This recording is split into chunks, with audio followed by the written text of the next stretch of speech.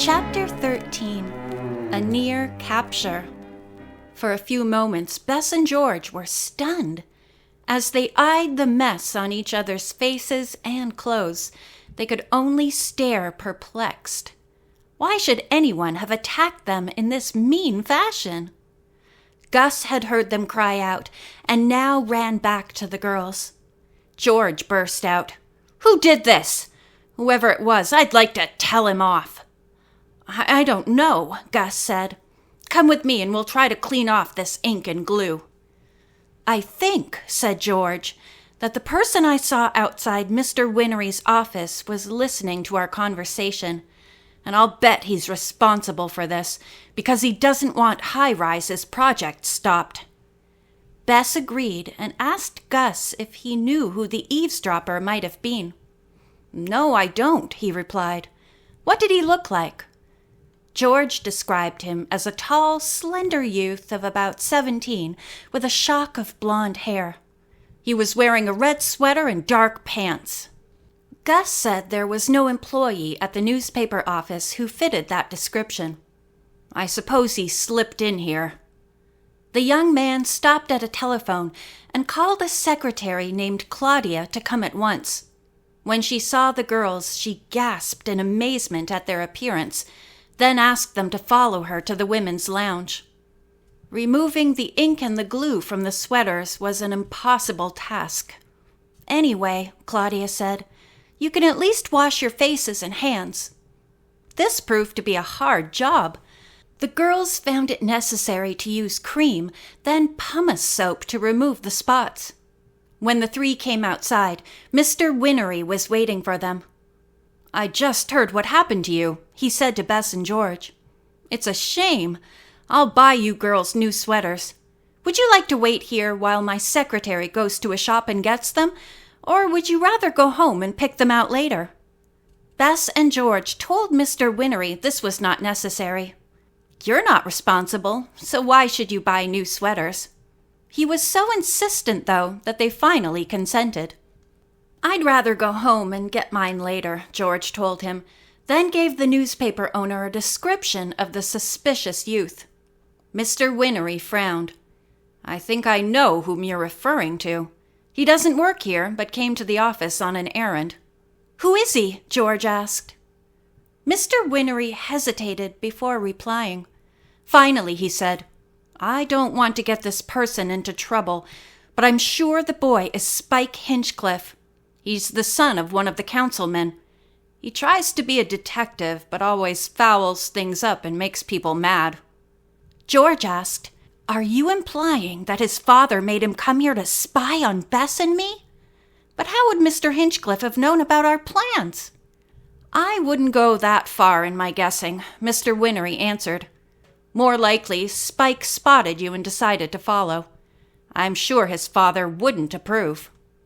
Bess and George said goodbye and went to their homes at once, but they planned to visit Nancy and report their adventure as soon as callers were allowed. Fortunately, her case of ornithosis was such a light one that 2 days later the cousins were able to tell her and Ned directly about their adventure at the newspaper office. Nancy was shocked at the brashness of the youth who had thrown the ink and glue. Ned was incensed. "That boy must be nuts," he remarked. "It was such a senseless thing to do. And what did it accomplish?" Nancy said that Spike's behavior might boomerang and help turn the tide for her father's side. Spike is bound to tell his dad what he had overheard Bess and George talking about and how they were winning the newspaper owner to their side.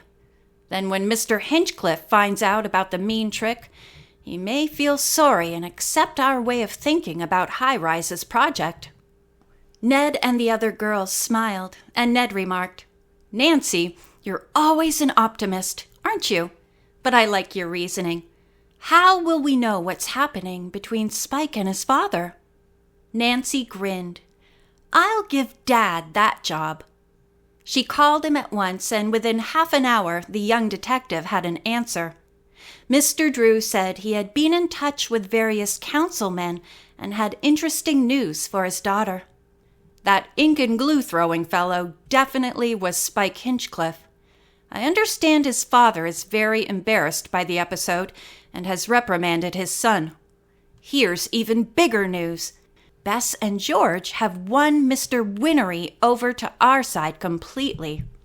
When the council meets to vote on High Rise's project, he's going to propose your plan, Nancy. And he still wants a sketch of it.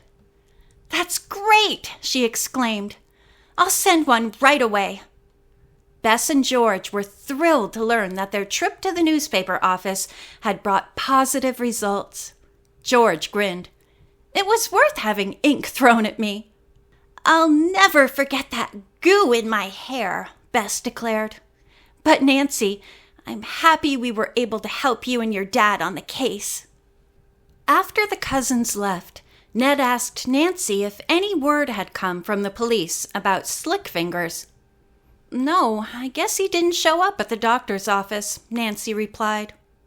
Ned said he must return to college for a couple of days to attend to some fraternity business.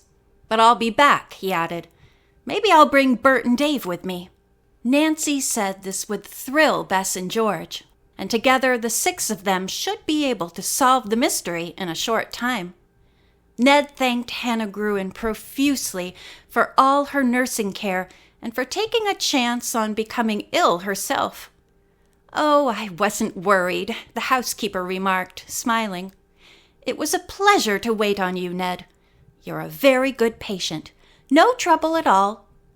He gave her a rewarding hug and a kiss. Then Nancy walked with him to his car. "Take it easy, Nancy," Ned warned her. "When I return, I want you to be in tip-top condition."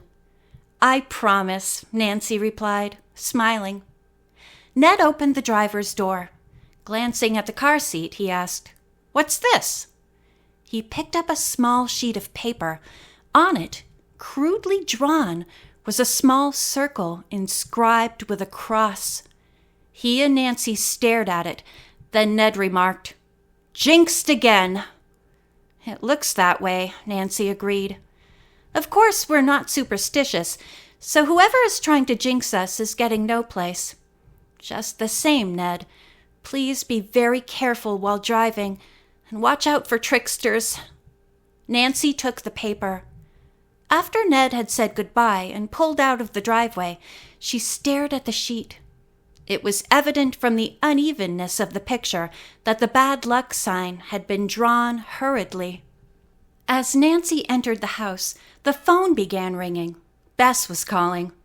"On the way home, George and I decided we'd like to take you on a picnic tomorrow. We'll go into a little woods where it's cool and quiet. Okay with you?" "Sounds wonderful," Nancy answered. "I hope Dad and Hannah say it's all right for me to go." To her delight, both of them thought it would do her good. "But don't let yourself get overtired," Hannah Gruen ordered. The following morning, Bess and George picked Nancy up. They had prepared the lunch and drove a few miles to a pretty wooded area with a creek running through it. "We'll park here and walk a little way up the stream," Bess said as her cousin halted the car. They had barely started the hike when Nancy stopped short and stared up at a branch of a large old maple tree. "Look at that bird!" she exclaimed, and noted the snake-like way it twisted its head. "There's a wryneck straddling that branch. I wonder if it could be Petra." The cousins followed Nancy's line of vision and agreed this might be Cammie's pet.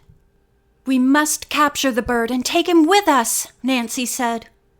Before the other girls could stop her, she started shinning up the tree. Reaching the branch on which the wryneck sat, she began to coax him toward her with a low whistle and whispered words. "Petra, Petra, come here. Cammie misses you." The bird swung its head forward. He did not move, but showed no sign of fright. "He must be Petra," Nancy thought. "Come, come," she said. Nancy began crawling along the limb toward the bird. She had almost reached him when the girls heard a cracking sound. "Nancy!" Bess screamed. "Jump! Quick!" George cried out as they watched the branch begin to split away under Nancy's weight. As the wryneck flew off and there was another loud cracking sound, Nancy raised herself up to grab the limb above her. She was not a moment too soon. The one on which she had been crawling crashed to the ground.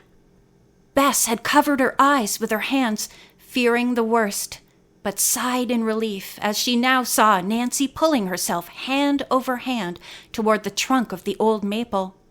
In less than a minute, she had shinned to the ground. "Thank goodness!" Bess exclaimed in relief. "Nancy, are you all right?" "Yes, but I'm disappointed," she replied. "Disappointed about what?" Bess queried. Nancy said she was sorry to have lost her chance to capture the wryneck. She was sure he was Cammie's pet. George suggested that Nancy relax a bit while they ate their lunch. "Maybe the bird will come back here, and then Bess and I can try to capture him. You're still too weak to climb trees and chase birds." The wryneck did not return, however, though the girls dawdled over the picnic for nearly an hour. Finally, Bess said that perhaps Nancy had had enough excitement for one day and should return home. No, the young detective said quickly. "Won't you please drive to Harper University? I want to tell Cammie that we think we saw Petra. She can come here and try to catch him." When the girls arrived at her dormitory, they went upstairs. Cammie's door was closed, so Nancy knocked. "Come in," said a weak voice. Nancy opened the door, and the three callers entered. Cammie lay on a cot, and her eyes were reddened and swollen from crying. Nancy walked over and hugged the Eurasian girl. "I've brought you some good news," she said. "We believe we saw Petra in the woods. We'll give you directions to the spot." "Oh, I hope you're right," said Cammie. "If he returns to me, I won't be responsible for breaking a long family tradition of keeping a wryneck." Bess was a little surprised that Cammie did not seem happier that she might find Petra. Finally, she burst out, "Cammie, we thought you'd be delighted to hear about Petra." "Oh, I am, Cammie assured her. "But that is not my big worry now. Something awful has happened. I'm going to be arrested." End of chapter 13.